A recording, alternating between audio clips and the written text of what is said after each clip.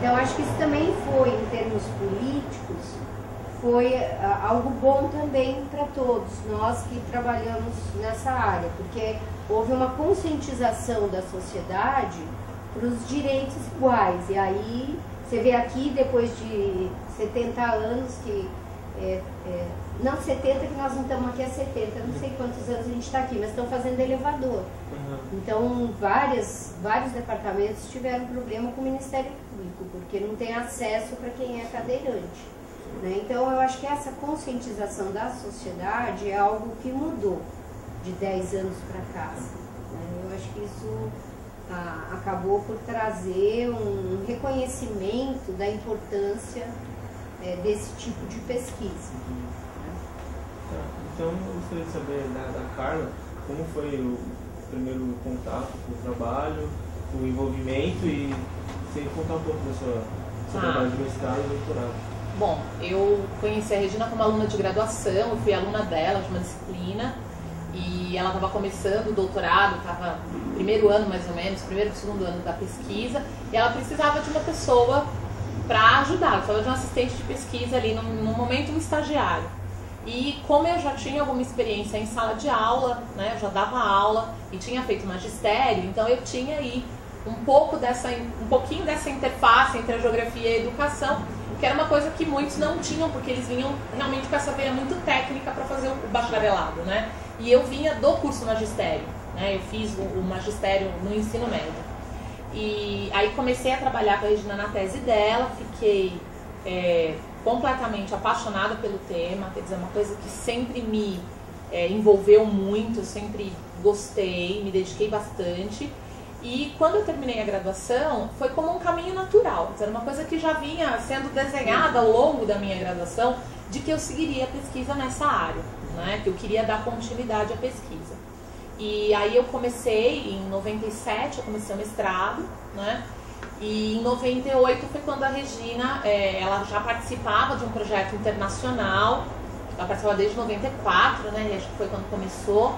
Um projeto internacional entre a Universidade de São Paulo, a Universidade Tecnológica Metropolitana, que é no Chile, e a Universidade Nacional de Cuyo, que é na Argentina, em Mendoza. E ela passou a participação, né, aí da equipe brasileira, ela estava fazendo outras pesquisas, e aí passou para mim, e eu comecei a trabalhar nessa área. Alguns anos depois a Val, né, veio também, e aí a gente passou a trabalhar juntas, inclusive dividindo coordenação. Então, alguns projetos ela é a coordenadora, outros sou eu, a gente faz uma distribuição. E o mestrado, eu trabalhei muito relacionado à questão da metodologia de ensino. Então, a cartografia tátil, ela era mais um elemento dentro da pesquisa, mas a pesquisa foi sobre estudo do meio. Quer dizer, como você levar um aluno com deficiência visual para um estudo do meio, fazer com que isso seja realmente relevante, né? Que faça diferença para ele, que não seja assim, nós vamos sair, tá bom, ele sai também, né? E ele fica lá ouvindo, né?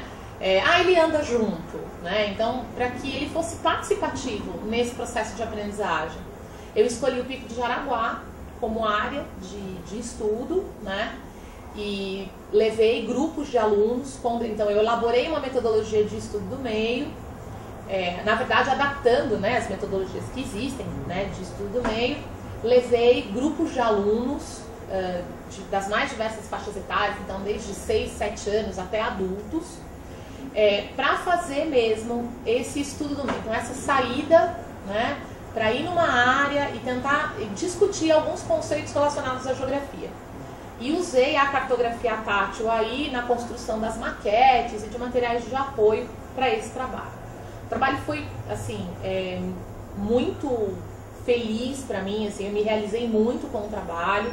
É um trabalho que indiretamente acabou resultando na adaptação do Parque do Jaraguá para deficiente, né? O Parque Estadual do Jaraguá é o primeiro parque, né, que tem uma trilha adaptada para pessoas com deficiência. Aí você vai dizer, mas então você foi a responsável? Não, eu diretamente não. Mas a ideia, em 2002, de levar, né, 2001 e 2002 foi quando eu levei, de levar pessoas com deficiência para fazer um trabalho pedagógico no parque, incentivou a diretoria do parque a buscar aí, né, uma adaptação. E ela foi, inclusive, foi inaugurada ano passado, né, e é muito legal, o pessoal tem gostado bastante. Aí do mestrado para o doutorado, eu resolvi concentrar mais na área de cartografia e aí discutir mesmo, né, o uso do recurso didático, né, então o uso da cartografia tátil como recurso didático no ensino de geografia e desenvolver materiais. Nesse caso, eu mudei o local, então o tema, né, eu estava trabalhando especificamente no Parque Estadual do Jaraguá, fui trabalhar com São Paulo, então com a cidade de São Paulo, mas não com o todo da cidade de São Paulo, porque aí também não teria como, né? Então eu concentrei na região central de São Paulo, então o Centro Velho, né, o que hoje a gente chama de Centro Velho, e tentei discutir dentro desse desenvolvimento de materiais, né, dessa adaptação de materiais, trabalhar alguns conceitos ligados a questões urbanas, né, de São Paulo. Então a questão mesmo da expansão da mancha urbana, questões das mudanças que vão acontecer na paisagem. E como a professora Regina falou, para nós a mudança na paisagem ela é diária, né? Então você está ali acompanhando todo dia, é visual. Né? Para a pessoa com deficiência, e mesmo assim a gente perde uma série de coisas. Tanto que quando você vai com estudantes, por exemplo, para o centro de São Paulo e mostra um edifício histórico, eles falam, nossa, eu nunca percebi que ele estava aqui, ou que isso era tão antigo, ou que tem uma referência histórica. Para o aluno com deficiência visual isso também vai acontecer. E um pouco mais acentuado, né? Então, a ideia foi desenvolver recursos didáticos variados, que ao se associarem, ao serem trabalhados de maneira conjunta, ajudassem o ensino de geografia de um determinado tema. No caso, eu escolhi o centro de São Paulo. Aí, para isso, eu construí uma série de mapas, usando as técnicas que a gente já tinha testado aqui. Então, técnicas que em 20 anos, né, e baseado nos resultados da tese da professora Regina, a gente já sabia, olha, essa técnica funciona melhor, determinado... Porque tem muito isso também, que no começo para nós era muito difícil. Qual o melhor tamanho de linha, qual a melhor espessura, qual a altura, né? Tudo isso faz muita diferença na representação. Então, agora eu peguei o que já tinha de mais testado e avaliado e apliquei. E acrescentei a questão do som. Né? Então, desenvolvi uma maquete que tem um recurso tátil e que tem também a informação sonora. Então, por isso aí a associação mesmo dos recursos. Então, eu associei o tato ao relevo, né? Então a forma, a textura, a altura e a questão da sonoridade, né? Para explicar alguns conceitos relacionados aí à questão da cidade de São Paulo. Tá? Terminei agora, né? Foi recente, eu comecei em 2004, terminei agora em 2008, defendi agora em janeiro de 2009 e em paralelo a essa pesquisa a gente deu continuidade aí, eu não sozinha, né, junto com a Val, a gente deu continuidade aos projetos internacionais que a professora Regina tinha iniciado. E nesses projetos internacionais existe uma produção em larga escala desses mapas. Então criou-se o Centro de Cartografia Tátil da América Latina, que é sediado, né, no Chile, e ele tem equipamento e a universidade lá tem esse perfil e permite a produção para venda do produto. Vendem sem fins lucrativos. Sem fins lucrativos. Mas eles têm essa possibilidade de vender que nós não teríamos. E aí a parceria funciona muito bem, porque a gente tem toda a base teórica, toda a experiência, né? E toda essa possibilidade de desenvolver as metodologias dos materiais. Então a gente trabalha associado com eles, que tem esse suporte, eles têm uma estrutura técnica que permite fazer as cópias em plástico transparente, em plástico opaco, que existem máquinas e tudo que também fazem aqui no Brasil, mas como eles têm uma produção maior, isso facilita para nós essa parceria, né, da pesquisa. E essa parceria é com a Universidade do Chile e da Argentina? Isso, hoje não é mais com a Universidade Argentina, é com um colégio no Peru, em Cusco, no Peru. Então, é uma associação entre a USP, essa universidade, e esse colégio que fica, né, no Peru. Então, são 3 países. Você sabe se hoje em dia existem muitas pesquisas na área, já depois desse pioneirismo? Né? Então, no Brasil, que a gente pode falar de locais que você sabe que se você buscar, você vai encontrar alguma bibliografia, a Unesp, né, o pessoal da Unesp tem, inclusive eles têm um grupo, né, que tem feito algumas pesquisas.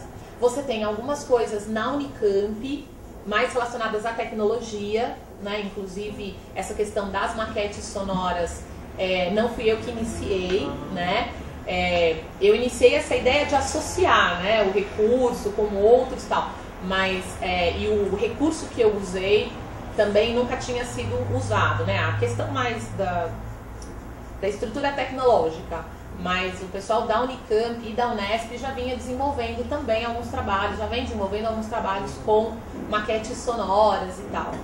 E o pessoal da Federal de Santa Catarina, que mais recentemente, né, vem fazendo, eles têm inclusive um núcleo lá, eles chamam de laboratório, acho que é LabTátil, eles chamam que é um laboratório tátil, né, que é recente, mas que passa a ser também um local de pesquisas na área. Uma coisa que é importante, que a professora Regina não falou, é que assim, durante muito tempo a cartografia tátil não era considerada, né? E foi uma luta, inclusive dela, na Associação Cartográfica Internacional. Então hoje existe dentro da Associação Cartográfica uma comissão de cartografia tátil, então é uma questão mais oficial, né? Então hoje você tem um grupo que é organizado mundialmente e que tenta reunir as pesquisas e que tenta discutir essa temática, que era uma coisa que não era reconhecida, né? Antes era aquela expressão até pejorativa, são as meninas que fazem mapinha para ceguinho, né? E tinha um pouco disso, dessa conotação, inclusive preconceituosa, e hoje não, já é encarado como, né, uma ciência, uma metodologia. Então isso é uma coisa importante pra gente também. Sim. E só uma coisa, o seu doutorado, né, que você fez a maquete, teve também um feedback, teve um teste com deficientes visuais? Teve. Eu fiz avaliação com deficientes visuais, eu fiz a opção, no caso, por conta do tema que eu escolhi, de não fazer avaliação com crianças pequenas, né? Então eu fiz com adolescentes e adultos, até por conta do assunto mesmo, né? E o resultado foi muito positivo, muito positivo. Inclusive, todos eles querem outras coisas. Uma das alunas, inclusive, de Osasco, ela falou assim, você tem que agora fazer um atlas. Não, uma maquete é pouco, né? Tem que ser um atlas sonoro. Então eles gostam muito, principalmente porque essa geração adolescente agora, que tem deficiência visual, é uma geração que já tem acesso à tecnologia. Sim. Então eles têm acesso a muitos sintetizadores de voz. Uma coisa que os primeiros alunos que a gente testou os materiais aqui na época da tese da Regina não tinham, né? Só tinha... A tecnologia fez diferença. Faz muita diferença. Então antes, quem tinha sintetizador de voz era só assim, quem tinha uma condição financeira muito boa, que os pais importavam os produtos. E hoje não, hoje você tem, você baixa da internet, gratuito, um leitor de tela para o computador. Então isso modificou inclusive o perfil desse aluno, que antes estranhava um pouco essa coisa de escutar a informação junto com o tato, e que hoje associa isso muito bem, né, porque eles estão acostumados com esse recurso. Alguns até preferem, né, algumas das informações na maneira visual. Mas o que eu consegui comprovar com a pesquisa é que a associação tato-som faz muita diferença.